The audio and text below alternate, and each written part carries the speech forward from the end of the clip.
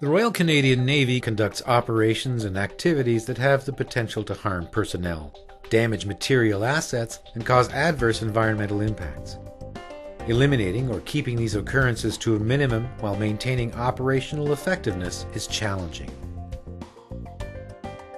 We meet this challenge and protect our valuable resources using a formal, documented safety and environmental management system, SEMS, consistent with Canadian Standards Association's Z1000 standard for safety management and ISO 14001 on environmental management. This presentation has been designed to give you a brief overview of safety and environmental policies and practices, followed by a separate module with specific information about your unit, and to explain the Navy's commitment and proactive attitude toward these two key areas of concern.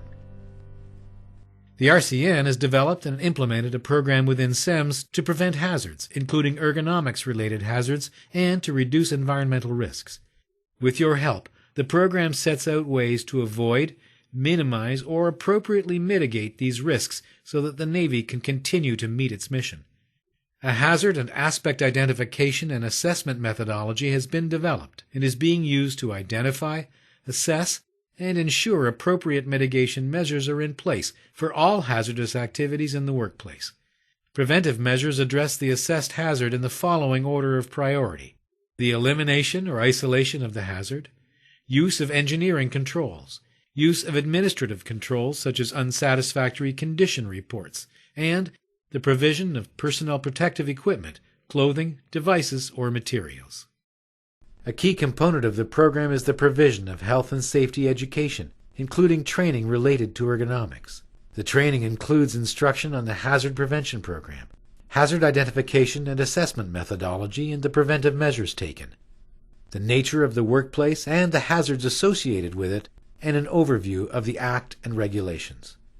Training will be provided whenever new hazard information becomes available and before a worker is assigned a new activity or exposed to a new hazard. SEMS addresses environmental issues as well as occupational health and safety, including ionizing radiation, laser, and RADHAZ safety specialty programs. It includes pollution prevention and natural resources sustainment programs. Most importantly, SEMS requires that almost every activity we undertake be reviewed regularly so we can assess safety hazards and environmental impacts and find ways to improve how we do things so we can lower the risks. Command is committed to regular reviews of safety and environmental performance in order to ensure both conformance and continual improvement of SEMS. Feedback and suggestions from everyone are built into this process. Your feedback is vital. The effectiveness of SEMS is only as good as the information available in each of the program areas. This means we must all be committed to the timely reporting of hazardous occurrences, hazmat spills or releases, or any other issue, so we can develop good information on where problems exist and develop and implement appropriate mitigation measures. All RCN personnel play a valuable part in providing this information, including any recommendations for improvement. By watching this presentation carefully, and by making a personal commitment to safety and environmental protection, we can all play an important part in minimizing safety and environmental risks, and in doing so prevent hazardous occurrences. In everything we do, operational, technical, or administrative, the well-being of all personnel is our primary concern. Hazardous occurrences and their potential impact on personnel, material, and financial resources can seriously interfere with the Navy's ability to serve our nation. Even more importantly, these occurrences can cause needless pain and suffering to our people, and they're preventable. The aim of the General Safety Program is to protect the health and safety of all personnel and prevent hazardous occurrences from affecting human and material resources, prevent occupational illness among civilian employees, and facilitate the early return to work of all injured and ill employees.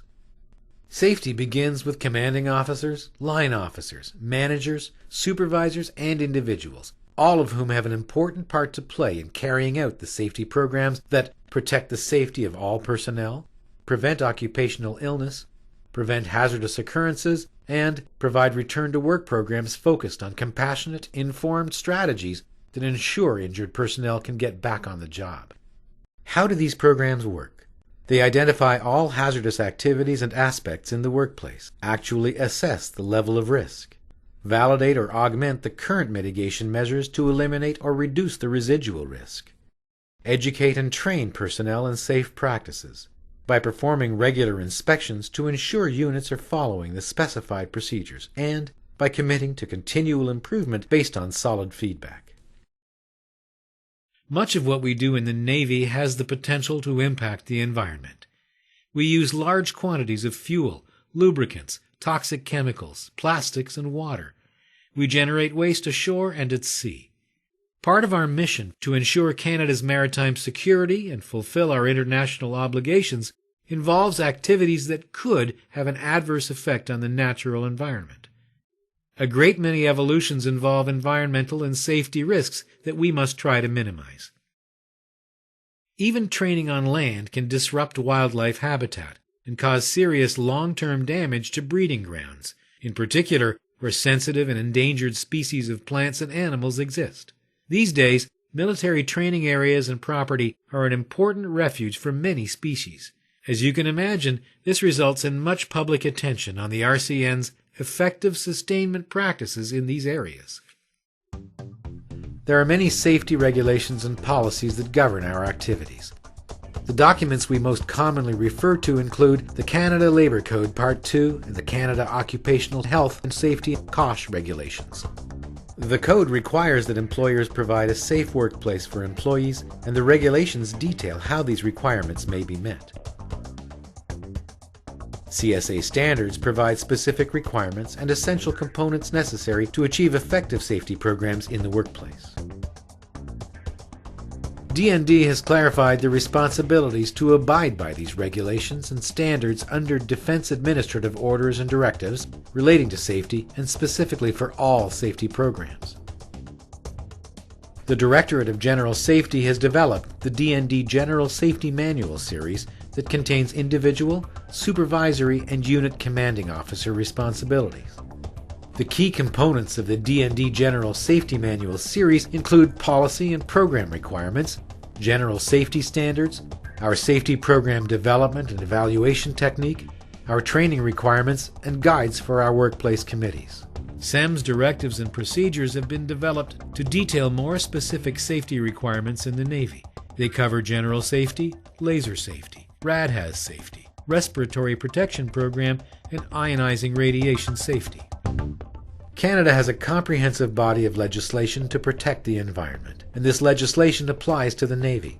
Some of the more important acts include the Canadian Environmental Protection Act, the Fisheries Act, the Canadian Environmental Assessment Act 2012, the Transportation of Dangerous Goods Act, the Canada Shipping Act, the Arctic Waters Pollution Prevention Act, and the Species at Risk Act. The Canadian Environmental Protection Act aims to prevent the release of hazardous materials into the environment through strict control and reporting measures. Key to the Navy are regulations on halocarbon management and phase-out, hazardous waste disposal, petroleum tank construction and management. The Fisheries Act aims to protect marine habitats. Virtually everything we do on or near the water has the potential to harm marine habitats, so we have to be extra careful what wastes we generate and where they go. That's why most of our waste streams have to be treated or held and disposed of at certified disposal facilities. The Canadian Environmental Assessment Act 2012, CEA 2012, aims to ensure that the environment is considered before environmental activities commence, so that measures are included to minimize the risk or safer options are not overlooked. Under this act, the public has a say in the project or activity before physical work is allowed to start. The Transportation of Dangerous Goods Act aims to ensure proper safety measures are in place when shipping, handling, or storing dangerous goods, and requires approved emergency response plans to be available before transporting or importing dangerous goods. The Canada Shipping Act contains all regulations pertaining to all our operations in all waters. Environmentally, this includes allowable discharge standards on solid waste, ballast water, black and grey water, and oily water. When we are away from Canadian waters, we follow the regulations of the host country or the Canadian regulations, whichever has the higher standard. In international waters, this would include the International Maritime Organization's Conventions on Pollution Prevention. The Arctic Waters Pollution Prevention Act is intended to protect the pristine waters of the Arctic with some of the most stringent regulations in Canada. The Species at Risk Act requires that protection and recovery plans be established for all endangered plants and animals. Since D&D properties are often sheltered from public influence, many endangered species migrate onto these areas. This is an area of growing concern, since recovery plans can impose restrictions on military activities.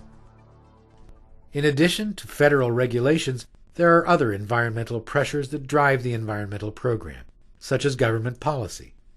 In 1995, the Auditor General Act was amended to include a commitment to sustainable development in the federal government, and a requirement for each department to develop a sustainable development strategy. Every 3 years, the strategy is reviewed, and areas that need improvement are identified. The Commissioner of the Environment and Sustainable Development reports to Parliament annually on the federal government's progress. As a government department, D&D is responsible for meeting Sustainable Development Strategy targets. However, we are a very large organization, so you may not be aware that the good environmental practices you use in your unit are actually helping D&D to do its part in this initiative. For example, we have worked hard to reduce the amount of waste fuel sent off for disposal.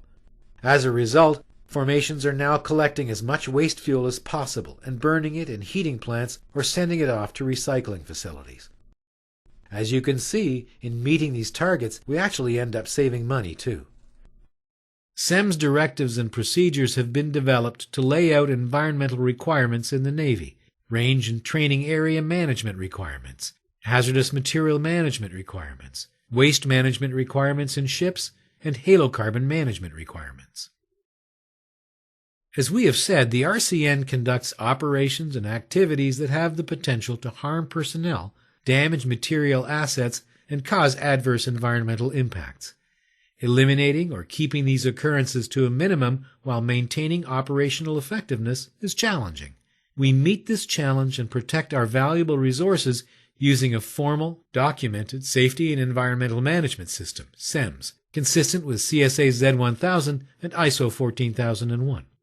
RCN formations, fleet, and units have a SEMS manual that specifically relates to their activities. SEMS manuals contain safety and environmental directives, or SOPs, reflecting the appropriate safety and environmental compliance and mitigation measures. SEMS manuals also include information regarding training, conformance verifications, records and documentation management, and senior management reviews.